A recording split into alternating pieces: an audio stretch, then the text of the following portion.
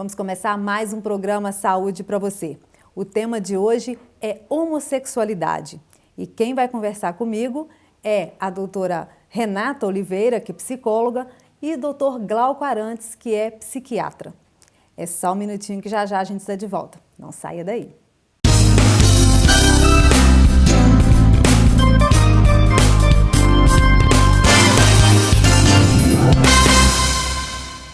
Agora você assiste a Doctum TV a qualquer hora e em todo lugar.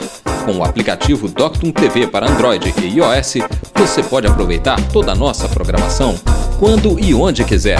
E o serviço é totalmente gratuito. Basta baixar e instalar no seu celular ou tablet. Baixe agora o aplicativo Doctum TV e aproveite a melhor programação. Ao vivo, de onde você estiver. Já estamos de volta com o programa Saúde para você. Agora sim eu vou conversar com o Dr. Glauco e com a doutora Renata sobre homossexualidade.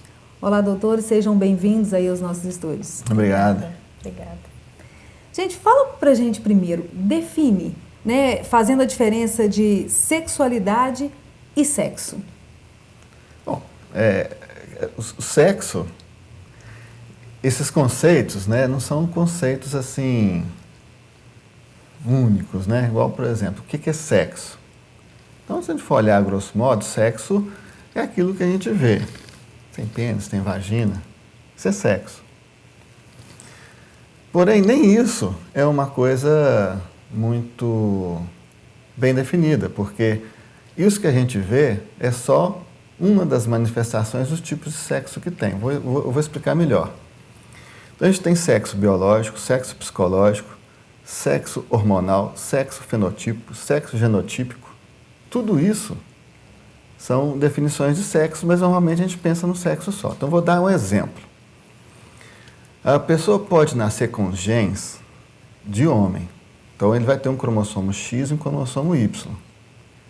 Mas, se ele não tiver na célula dele, no corpo dele, receptores para o hormônio masculino testosterona, e existem algumas doenças que a pessoa já nasce assim, então ele vai ter o cromossomo masculino, então ele é do sexo masculino, mas vai desenvolver sexo feminino. Ele vai ter vagina e tal, só não vai ter ovários, mas vai desenvolver externamente sexo feminino. Exemplo disso, uma atleta brasileira, há tempos atrás, né, ela ganhou muita coisa, e aí o pessoal desconfiou até que ela não era mulher nada. Mas, olhando, ela era mulher. Então, elas desconfiaram que ela era um caso desse. Aí fizeram os cromossomas dela. E aí viram que ela realmente era mulher. Existem até casos, por exemplo, em que as pessoas têm os dois sexos ao mesmo tempo. Durante a formação do neném, né, do embrião, ou forma testículo, ou forma ovário. Mas existem situações em que as duas coisas se desenvolvem, e aí a gente chama de ovotestes, que é a mistura de ovário com testosterona, ou com testículo. E aí pode nascer uma criança hermafrodita, com os dois sexos. Então, você vê que esse tema é muito complexo. Mas, para a gente entender o que as pessoas se referem na mídia, né, no dia a dia e tal, sexo é aquilo que a gente vê lá, ou homem ou mulher. A sexualidade já é como mais relacionado com como a pessoa se sente, como que ela exerce o ato sexual, como que ela lida com isso, que aí o pessoal não tem nem falado assim, o pessoal tem falado mais em gênero, né? Então, ativistas, né, que estão lutando por uma melhor qualidade das relações com relação ao gênero, e não fala com relação ao sexo, que aí a pessoa tem a identidade de gênero, né? Complementando também, né, o que você colocou, a gente pensando leigamente também, é interessante pensar no sexo como a prática sexual, né? A praticar, né? E a sexualidade também voltada para isso, para o afeto, né? Para o carinho, para a troca, né? Então, se a gente pensar na sexualidade é algo muito mais amplo. Ela, né, dentro até da sexualidade a gente colocaria o sexo também, né? Então, eu penso que a sexualidade é algo muito mais amplo, que está ligada também ao afeto, à troca, né? E está relacionado também à nossa cultura. Cada cultura também vai ser diferente a essa expressão da sexualidade, né? Agora, doutores, como que deve ser a educação de uma pessoa, a educação sexual? Eu acho que a Renata... Vou complementar, né? Essa pergunta ela é interessante, né?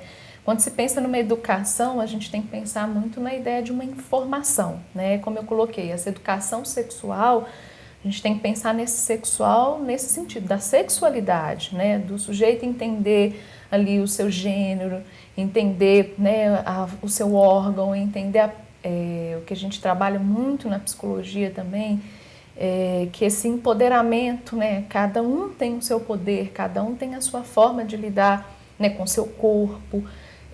Então essa educação sexual, eu penso que ela tem que vir muito na ideia de um autocuidado, de uma preservação. Como que o sujeito, então, né, diante do seu autorreconhecimento, né, quem eu sou, nessa que a gente chama dessa identidade sexual, e como que essa identidade sexual vai ser expressada na sociedade, né? Então, como que ele vai ser expressado na família e voltando também para quando se pensa nessa educação sexual, também nesse intuito da preservação, do cuidado, né? Do reconhecimento e do cuidado. Renata, aí de que maneira que a gente vai abordar, né? Mas eu acho que a gente tem que pensar também, e aí, né, a psicologia tem melhores as respostas, é o quando. Quando começar? Quando começar a falar disso. Então, por exemplo, uma dúvida, existe uma idade ou não existe idade? É quando há demanda. E aí, acho que a maior parte das pessoas tem a dúvida na questão da sexualidade mesmo, né? Quando é que eu vou começar a educar o meu filho para o outro, né? Para o amor, vamos dizer assim. Quando se pensa, né, assim, complementando, eu penso, vamos pensar na sexualidade. Quando se pensa na sexualidade, se a gente começar, né, a sexualidade, então ela vai desde o ventre. Quando há uma troca, quando há um carinho daquela mãe para com o filho, né? A gente trabalha, né, depois do nascimento com a criança, a gente precisa fazer essa criança ela ter, né, através do toque, através do banho, o reconhecimento do corpo dela, né? Então aquela troca da mãe, quando ela está acariciando o filho, quando ela está trocando, isso tudo eu penso que já é uma educação, né, sexual. E os desenvolvimentos que a criança vai tendo, você colocou muito bem, é o deixar a criança ir reconhecendo e os pais informando. Não é antecipar, né? Mas deixar a criança ir descobrindo, igual ela vai ter uma etapa que ela vai descobrir as diferenças dos órgãos genitais, né? Então, com naturalidade, os pais realmente trazerem essas diferenças, né? Trazerem, volta a dizer, a questão do cuidado, de como manipular, de como o outro, né? Quem é esse outro que pode ou não tocar nessa criança? E eu penso que cada fase do desenvolvimento da criança, ela vai tendo necessidade de novas descobertas e os pais têm que estar abertos para informar, né? Então, quando se pensa em que idade, eu acredito que essa idade é na idade da formação desde o nascimento, até, né, desde a gestação dessa criança, quando você colocou a ideia do amor, né? Então, a ideia é nesse sentido, dessa criança trabalhar com a ideia do corpo dela, sobre o reconhecimento do corpo, o outro em relação a ela. Então, em cada idade vai haver uma demanda diferente, né? Isso. Então, e mesmo se a criança não questionar, os pais devem colocar essas informações, conversar com a criança sobre isso? Sim, a gente tem hoje um meio social, né? A gente tem uma mídia, a gente tem livros, né? Existem livros de educação sexual que também podem ser formas dos pais abordarem, né, com a criança. Então, eu penso que a informação ela é extremamente importante, né? Quanto mais eu informo, mais eu estou me apropriando e me empoderando de mim e de mim em relação ao outro, né? Ok. Nós vamos para um pequeno intervalo. O programa Saúde para você volta já.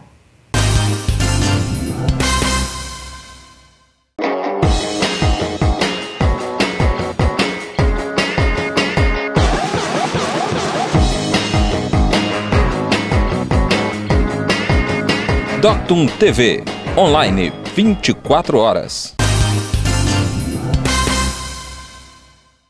Já estamos de volta com o programa Saúde para você. Hoje nos estúdios do programa, doutora Renata, psicóloga, doutor Glauco, psiquiatra. Eles estão conversando comigo sobre homossexualidade. Agora, doutores, uma pergunta do quadro Pergunte Seu Médico. Vamos ouvir a pergunta. Em relação à educação do menino ou menina, influencia na escolha? Então, doutores, tem diferença, né, na forma de educar? Tem alguma influência na escolha da sexualidade? Algumas coisas que se fazia antigamente, na década de 50, década de 40, aquela educação da menina era muito diferente da educação do menino, com colégios internos, né, até separados por sexo e tal. Hoje em dia isso não tem mais sentido. Né? Então, assim, proibir que o menino brinque de boneca. Acho que já não tem mais nada a ver, tem mesmo, porque quando ele ficar adulto, ele vai ter que trocar a fralda. Ele vai ter que ser pai, né? Então, é uma forma até. Então, não deixar que a menina brinque de carrinho. Mas mais tarde ela vai ter um carrinho. Então, a brincadeira, ela serve para a gente desenvolver as habilidades do futuro. Então, a gente tem que ter muita naturalidade com isso, deixar as coisas acontecerem, né? Deixar fluir, sabe? Não ficar muito preocupado com isso, não, porque hoje em dia já não tem mais muito sentido. Não é uma questão de ser liberal, é uma questão de deixar com que as crianças desenvolvam as habilidades que elas vão precisar de ter no futuro, que hoje em dia é diferente. Né? E complementando até quando se pensa nessa ideia do menino ou da menina, a gente volta para aquela ideia dos papéis sociais, né? Então, o que se espera de um menino, o que se espera de uma menina? E essas regras, como você colocou, né, de que o menino não pode brincar disso, a menina não pode daquilo. A cultura está mudando, né? O papel da mulher na sociedade mudou, o papel do homem também mudou. Então, quando se pensa nessa educação do menino ou da menina, né, primeiro é essa ideia mesmo do reconhecimento de quem eu sou e de como eu vou estar na sociedade desempenhando o meu papel, mas esse papel ele vai sendo mudado ao longo, né, da própria cultura, da demanda social. E o que a gente tem que pensar, como o Dr. Glauco colocou, que não existe, né, assim, é isso que vai definir uma homossexualidade, se a gente pensar então numa homossexualidade como manifestação da sexualidade. Né? Nós tivemos mudanças, por exemplo, até no trabalho do psicólogo, até há um tempo atrás se entendia a homossexualidade como uma doença, né? Então era tratada a homossexualidade como uma doença e não uma manifestação da sexualidade como hoje é tratado. Então, a partir do momento que vai se estudando, se entendendo, né, vão fazendo mudanças e essas mudanças também têm que estar acontecendo. Então, não é a definição de uma educação do menino ou da menina que vai definir a homossexualidade. Né? Agora, como é que deve ser a abordagem dos pais, né, em relação quando o assunto é homossexualidade? Né? Às vezes o pai percebeu alguma diferença no comportamento do menino ou da menina. Como é que deve ser essa relação? Olha, aí a coisa é complicada também, né? Tudo nesse assunto da homossexualidade e da sexualidade em si também é muito cheio de tabu, né? Então, assim, uma resposta que eu poderia dar rápida seria dizer assim, olha, eu acho que o pai tinha que agir com naturalidade. Beleza, é isso aí. Mas a gente sabe que quem está ouvindo na prática não vai agir assim. A gente sabe que de verdade ocorre outra coisa.